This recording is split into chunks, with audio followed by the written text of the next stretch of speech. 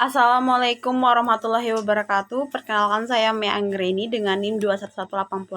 Di sini saya akan menampilkan video terkait pemenuhan praktek metodologi dengan dosen penguji Ibu Murubiah. Di sini langsung saja untuk judulnya itu faktor-faktor yang berhubungan dengan kejadian penyakit osteoporosis pada lansia di Puskesmas Alang-Alang Lebar, Palembang. Selanjutnya untuk bab 1, pendahuluan. Di dalam pendahuluan itu yang pertama adalah latar belakang. Jadi, osteoporosis merupakan kondisi atau penyakit di mana tulang menjadi rapuh dan mudah retak atau patah. Osteoporosis dijuluki sebagai silent epidemic disease karena menyerang secara diam tanpa adanya tanda khusus sampai pasien mengalami patah tulang. Menurut Kusyari Yadi 2018, osteoporosis terjadi jika laju penghancuran tulang meningkat sedangkan pembentukan kembali itu menurun sehingga tulang menjadi rapuh dan juga keropos menurut Kementerian Kesehatan RI 2019. Menurut International Osteoporosis Foundation, osteoporosis itu mempengaruhi sekitar 200 juta wanita di seluruh dunia dengan estimasi 1/10 pada wanita usia 60 tahun, 1/5 pada usia 70 tahun, 2/5 pada wanita 80 tahun, dan 2/3 pada wanita usia 90 tahun. Di sini terlihat bahwa prevalensi osteoporosis di dunia cukup tinggi menurut Reni Yuli Aspiani 2016. Nah, prevalensi osteoporosis di Amerika Serikat prevalensi osteoporosis di Amerika Serikat itu di bagian leher femur dan tulang belakang lumbai adalah 9% yang terdiri dari 4% dengan osteoporosis pada tulang belakang lumbai saja, 3% pada osteoporosis pada leher femur saja, dan 2% pada osteoporosis baik pada lumbai tulang belakang dan juga leher femur. Nah, prevalensi massa tulang yang rendah di kedua sinus rangka adalah 49% yang terdiri dari 10% dengan massa tulang yang rendah di tulang belakang lumbai, 22% dengan massa tulang yang rendah pada leher femur, dan 17% dengan massa tulang rendah pada kedua lumbai tulang belakang dan leher femur. 3 puncak massa tulang yang dapat dicapai pada usia 30-34 tahun dan rata-rata kehilangan massa tulang pada pasca menopause adalah 1,4% per tahunnya, menurut Rusmawardi dan kawan-kawan 2017. Sedangkan di Indonesia, data prevalensi osteoporosis menunjukkan bahwa dari keseluruhan orang yang diperiksa kepadatan tulangnya tanda osteoporosis dan 29% menderita osteoporosis, sedangkan hasil analisis terdapat 29,4% lansia menderita osteoporosis pada usia 60-64 tahun, 65-69 tahun sebesar 36,4%, dan usia di atas 70 tahun sebesar 53,1%. Berdasarkan hasil data osteoporosis, insiden patah tulang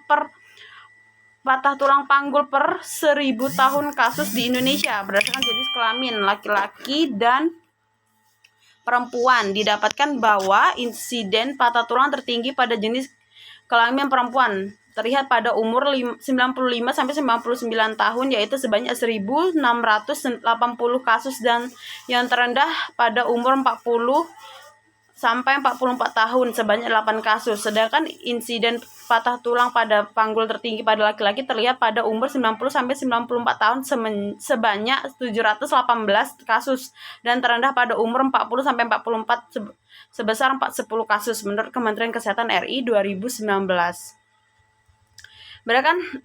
Berdasarkan hasil studi awal yang dilakukan oleh penelitian di Puskesmas Alang-Alang Lebar di Palembang, didapatkan jumlah lansia yang menderita osteoporosis pada tahun 2018 berjumlah 125 lansia, dan tahun 2019 berjumlah 230 lansia, dan untuk tahun 2020 pada bulan Januari sampai dengan Maret itu berjumlah 69 lansia yang berkunjung ke Poli Puskesmas Alang-Alang Lebar menurut profil Puskesmas Alang-Alang 2020. Selanjutnya rumusan masalah. Rumusan masalah pada penelitian ini adalah apakah faktor yang berhubungan dengan penyakit osteoporosis pada lansia yang terjadi di wilayah Puskesmas Alang-Alang Lebar, Kota Palembang tahun 2021. Nah, tambahan untuk latar belakang. Berdasarkan hal yang di atas tadi yang sudah saya jelaskan, maka peneliti itu tertarik untuk melakukan penelitian tertentu tentang analisis faktor yang berhubungan dengan kejadian penyakit osteoporosis pada lansia di Puskesmas Alang-Alang Lebar tahun 2021. Selanjutnya tujuan penelitian. Tujuan penelitian itu ada dua. Yang pertama tujuan umum. Tujuan umum adalah itu diketahui faktor-faktor yang berhubungan dengan penyakit osteoporosis pada lansia di wilayah Puskesmas Alang-Alang Lebar, Kota Palembang. Lalu yang kedua itu diketahui distribusi tujuan khusus yang kedua yaitu diketahui distribusi kejadian osteoporosis pada lansia, diketahui distribusi frekuensi aktivitas fisik pada lansia, diketahui distribusi frekuensi merokok pada lansia, diketahui frekuensi riwayat keluarga pada lansia, diketahui hubungan aktivitas fisik dengan kejadian osteoporosis pada lansia, diketahui hubungan merokok dan dengan kejadian osteoporosis, dan juga yang terakhir itu diketahui hubungan riwayat keluarga dan kejadian osteoporosis pada lansia di Puskesmas Alang-Alang Lebar, Kota Palembang tahun 2021. Selanjutnya itu manfaat penelitian. Manfaat penelitian itu ada 3. Yang pertama itu bagi lansia, diharapkan hasil penelitian ini tuh dapat lansia nanti mendapatkan informasi yang berada di wilayah Puskesmas Alang-Alang Lebar Palembang agar dapat meningkatkan pengetahuan tentang faktor aktivitas fisik, merokok, riwayat keluarga pada penyakit osteoporosis dalam meningkatkan derajat kesehatan lansia itu sendiri. Selanjutnya itu yang kedua, bagi institusi. Bagi institusi itu hasil penelitian ini diharapkan sebagai referensi perpustakaan bagi mahasiswa, khususnya untuk program ilmu keperawatan di bidang keperawatan gerontik tentang osteoporosis. Terus yang ketiga itu bagi peneliti, hasil penelitian ini diharapkan untuk melakukan penelitian tentang osteoporosis dengan metode yang berbeda. Jadi kelanjutan dari penelitian ini itu diharapkan ada kelanjutannya dengan metode penelitian yang berbeda untuk mengetahui gambaran penyebab dari penyakit osteoporosis ini. Selanjutnya ruang lingkup dari penelitian ini itu berfokus pada keperawatan gerontik di Puskesmas Alang-Alang Lebar Palembang. Tujuan penelitian ini adalah untuk diketahui faktor yang berhubungan dengan penyakit osteoporosis yang di Puskesmas Alang-Alang Lebar tahun 2021 yang dilakukan pada tanggal 14 Juni 2021 sampai dengan 21 Juni 2021. Selanjutnya itu bab 2, tinjauan pustaka. Oke, tinjauan pustaka. Yang pertama kita bahas tentang konsep penyakit osteoporosis. Yang pertama itu ada pengertian osteoporosis itu sendiri. Ada 2 ahli yang mengatakan di sini. Yang pertama itu Endang Purwostuti 2018. Beliau mengatakan bahwa osteoporosis adalah suatu kondisi berkurangnya massa tulang secara nyata yang berakibatkan pada kepadatan tulang sehingga tulang menjadi keropos dan juga rapuh. Osteo berarti tulang, sedangkan porosis berarti keropos. Tulang yang mudah patah akibat osteoporosis adalah tulang belakang, tulang palsu, tulang paha, dan tulang pergelangan tangan. Selanjutnya menurut Siahaan 2019, beliau mengatakan osteoporosis adalah kondisi terjadinya penurunan densitas atau matriks massa tulang, peningkatan porositas tulang, dan penurunan proses mineralisasi disertai dengan kerusakan arsitektur mikro jaringan tulang yang mengakibatkan penurunan kekokohan tulang sehingga tulang menjadi mudah patah. Osteoporosis ini merupakan hasil interaksi kompleks yang menahun antara faktor genetik dan juga faktor lingkungan. Selanjutnya anatomi fisiologi dari osteoporosis. Untuk tulang yang sehat itu ada health bone itu di sebelah kiri saya, dan juga untuk tulang yang mengalami osteoporosis itu ada di sebelah kanan saya. Ini menurut sumbernya dari Roshidin 2017. Selanjutnya etiologi dari osteoporosis itu sendiri. Itu ada 3. Yang pertama itu osteoporosis juvenile idiopatik, yaitu merupakan jenis osteoporosis yang penyebabnya itu tidak diketahui. Hal ini tuh terjadi pada anak-anak dan juga dewasa muda yang memiliki kadar fungsi hormon yang normal dan tidak memiliki penyebab yang jelas dari rapuhnya tulang. Selanjutnya itu ada osteoporosis sekunder yang dialami kurang dari 5% penderita osteoporosis yang disebabkan oleh keadaan medis lainnya atau oleh obat-obatan. Penyakit osteoporosis ini dapat disebabkan oleh gagal ginjal kronis dan kelainan hormonal, misalnya trauma pada hormon tiroid, paratiroid, dan adrenal, serta obat-obatan misalnya kortikosteroid, barbiturat, dan kejang. Selanjutnya yang ketiga itu ada osteoporosis postmenopause, terjadi karena kekurangan estrogen atau hormon utama pada wanita yang membantu mengukur pengangkutan kalsium ke dalam tulang serta membantu kerja sel tulang itu sendiri. Biasanya gejala ini timbul pada wanita usia antara 51 sampai 75 tahun, tetapi dapat muncul lebih cepat atau lambat tergantung dari menopause si wanitanya. Selanjutnya itu osteoporosis senilis atau ketuaan. Nah, kemungkinan merupakan akibat dari kekurangan kalsium yang berhubungan dengan usia dan ketidakseimbangan antara kecepatan hancurnya tulang dan pembentukan tulang yang baru. Penyakit ini biasanya terjadi pada usia 70 dan 2 kali lebih sering menyerang wanita. Nah, selanjutnya itu ada jenis osteoporosis. Yang pertama itu ada osteoporosis primer, yaitu kehilangan massa tulang yang terjadi sesuai dengan proses penuaan. Proses ketuaan pada wanita menopause dan usia lanjut merupakan contoh dari osteoporosis primer. Lalu yang kedua, osteoporosis sekunder berhubungan dengan kelainan patologis tertentu, termasuk kelainan endokrin, efek samping obat-obatan, imobilisasi. Pada osteoporosis sekunder ini terjadi densitas tulang yang cukup berat untuk menimbulkan fraktur traumatik akibat faktor ekstrinsik seperti kelebihan steroid, artritis reumato, kelainan hati atau ginjal kronis, sindrom malabsorpsi, dan juga makrosistosis sistemik. Selanjutnya itu patofisiologi dari osteoporosis. Pada pria usia wanita menopause mengalami penipisan tulang sekitar 20-30% pada wanita dan pada wanita, sedangkan pada wanita 40-50% penurunan massa tulang lebih cepat pada bagian-bagian tubuh seperti mata kepal, kolum femuralis, dan juga corpus vertebra. Bagian-bagian tubuh yang sering fraktur adalah vertebra paha, bagian proksimal, dan radius bagian diksal. Dalam keadaan normal terjadi proses terus-menerus dan terjadi secara seimbang, yaitu proses reabsorpsi dan proses penentuan tulang atau remodeling.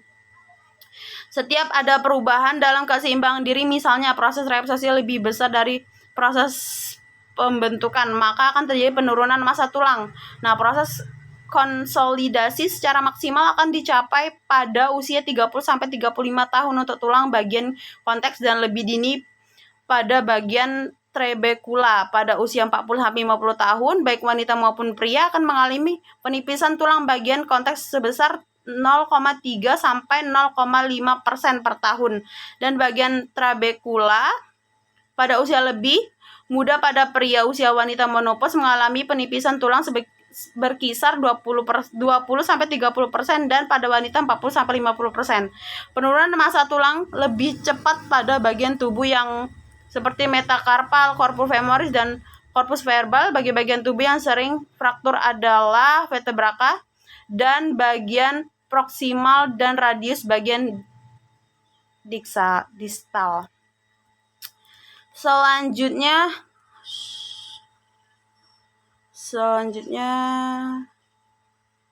manifestasi dari osteoporosis. Itu gejala yang timbul pada osteoporosis lanjut itu seperti patah tulang, punggung yang semakin membungkuk, hilangnya tinggi badan, nyeri punggung. Selanjutnya faktor resiko dari osteoporosis. Yang pertama itu usia. Nah, usia adalah salah satu faktor risiko osteoporosis yang tidak dapat direkayasa. Pada lanjut usia, daya serap kalsium akan menurun seiring dengan bertambahnya usia. Setelah usia 40 tahun akan terjadi peningkatan resiko fraktur. Hal ini berkaitan dengan osteoporosis pada laki-laki dan juga perempuan. Insiden fraktur diksal radius meningkat setelah usia 40 tahun dan meningkat sehingga usia 55 tahun pada laki-laki dan usia 65 tahun pada wanita. Rasio terjadinya fraktur diksal radius antara wanita dan pria adalah 2:1 pada usia lebih dari 35 tahun, sedangkan rasionya menjadi 8:1. Selanjutnya untuk poin kedua itu riwayat keluarga. Nah, besarnya puncak massa tulang sangat ditentukan oleh faktor genetik, terutama diturunkan oleh pihak ibu kepada anak wanitanya. Wanita yang dalam sejarah kesehatan keluarga nenek dan atau ibunya pernah mengalami patah tulang belakang lebih beresiko mengalami pengurangan massa tulang. Osteoporosis juga berhubungan dengan adanya riwayat keturunan. Selanjutnya itu merokok. Untuk poin ketiga, nah merokok ini, kebiasaan merokok juga bisa merusak tulang. Beberapa penelitian menunjukkan bahwa merokok bisa menurunkan estrogen dan mempercepat menopause. Suatu penelitian terhadap 300 wanita muda usia 20-29 tahun yang sehat tapi perokok ternyata BMD tulang relatif lebih rendah. Demikian juga dengan setelah menopause yang merokok lebih banyak mengalami patah tulang pinggul daripada yang tidak merokok. Nah, penyerapan kalsium di orang yang biasa merokok menjadi terganggu, padahal kalsium dibutuhkan untuk pembentukan tulang itu sendiri. Dengan berhenti merokok secara total membuat estrogen dalam tubuh seseorang beraktivitas dan juga dapat mengeliminasi resiko kehilangan sel pembentuk tulang selama hidup yang mencakup 20% sampai 30% pada pria dan 40% dan sampai dengan 50% pada wanita. Selanjutnya itu aktivitas fisik, poin terakhir, poin keempat, yaitu kurangnya olahraga dan latihan secara teratur itu menimbulkan efek negatif yang memperlambat proses pemadatan massa tulang dan juga kekuatan tulang itu sendiri. Nah, aktivitas fisik ini sangat mempengaruhi pembentukan massa tulang. Beberapa hasil penelitian itu juga menunjukkan aktivitas fisik seperti berjalan kaki, berenang, dan naik sepeda pada dasarnya memberi pengaruh melindungi tulang dan juga menurunkan demineralisasi tulang karena penambahan umur. Nah, aktivitas fisik ini berarti sangat berpengaruh dalam pembentukan massa tulang itu sendiri. Selanjutnya itu kita akan bahas untuk bab 3. Bab 3 kerangka konsep, definisi operasional dan juga hipotesis. Kerangka konsep. Jadi kerangka konsepnya adalah itu kejadian osteoporosis itu variable independen, dan juga untuk independennya itu aktivitas fisik, merokok, dan riwayat keluarga.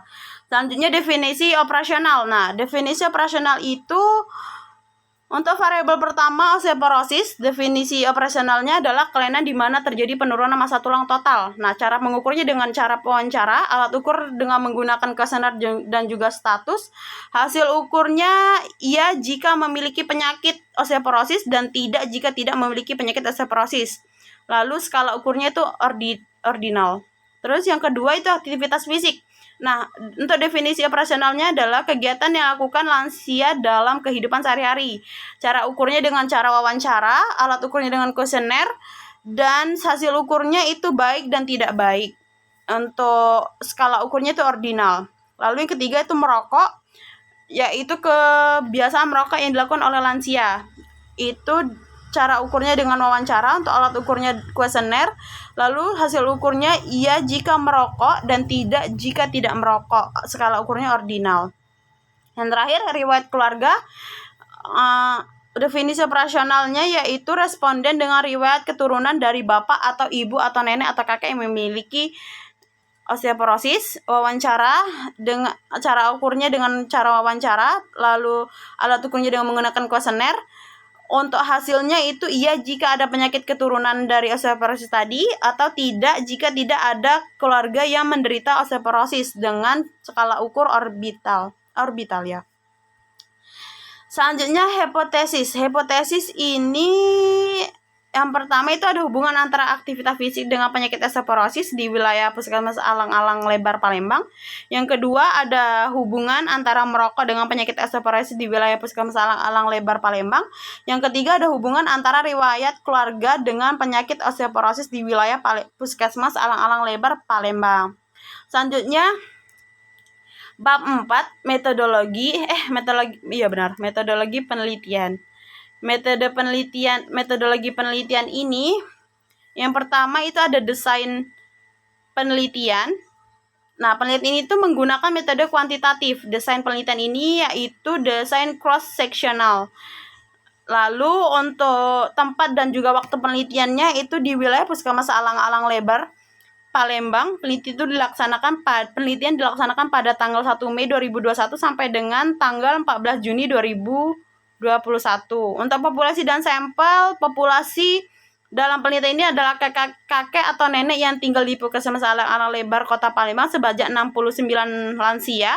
Sampelnya pada penelitian ini sebanyak 69 lansia dan teknik pengambilan sampel dilakukan total sampling dengan metode accidenting sampling. Adapun kriteria inklusi dan dalam penelitian ini yaitu kakek atau nenek yang sudah lanjut usia, kakek atau nenek yang mempunyai penyakit osteoporosis, dan juga kakek atau nenek yang tinggal di daerah Alang-Alang Lebar, Palembang, kakek dan nenek yang bersedia menjadi responden, dan juga yang terakhir kakek dan nenek yang bisa membaca dan juga mendengar dengan baik.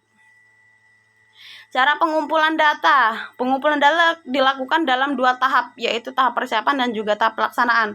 Yang pertama tahap persiapan. Nah, tahap persiapan ini itu dibagi 2 lagi, yaitu ada tahap persiapan administrasi yang meliputi mengurus surat perizinan tempat penelitian dengan mengajukan surat permohonan izin penelitian dari pimpinan program studi ilmu keperawatan dan yang akan diajukan ke tempat penelitian. Selanjutnya itu persiapan penelitian. Sebelum melakukan penelitian, peneliti harus mempelajari terlebih dahulu tentang angket dan juga kuesioner yang akan diberikan.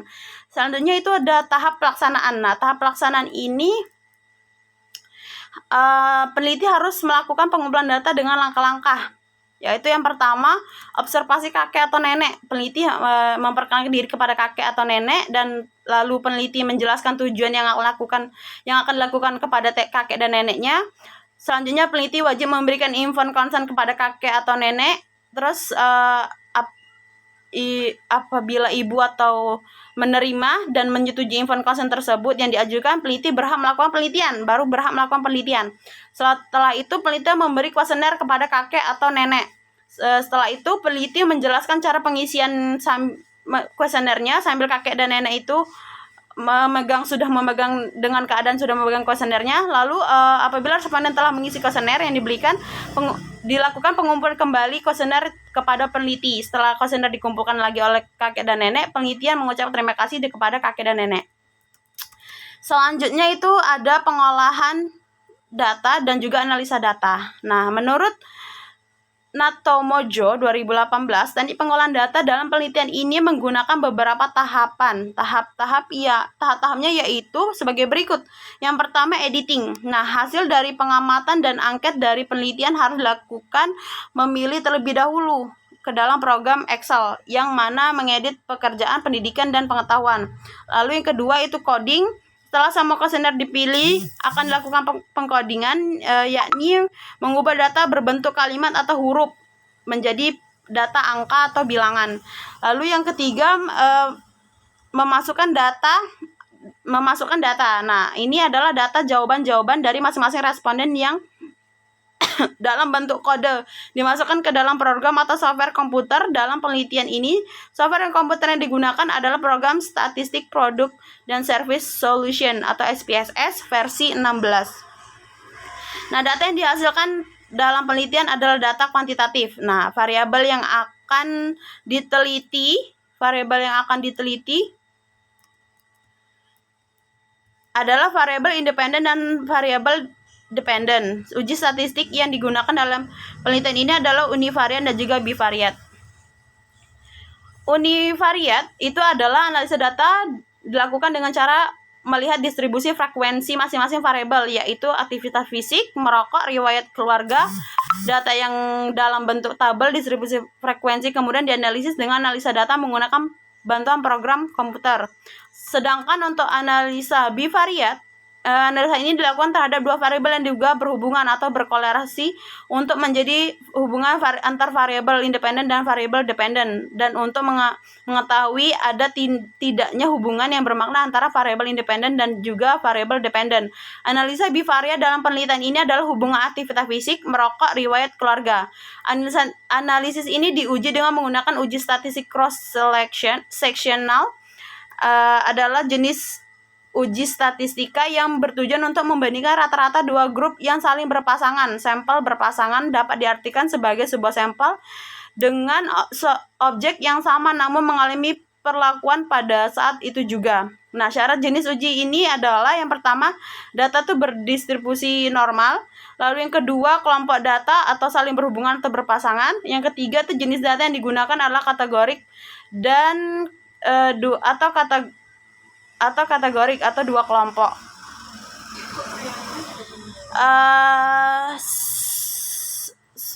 Sekian penjelasan dari saya. Akhir kata saya ucapkan terima kasih. Wassalamualaikum warahmatullahi wabarakatuh.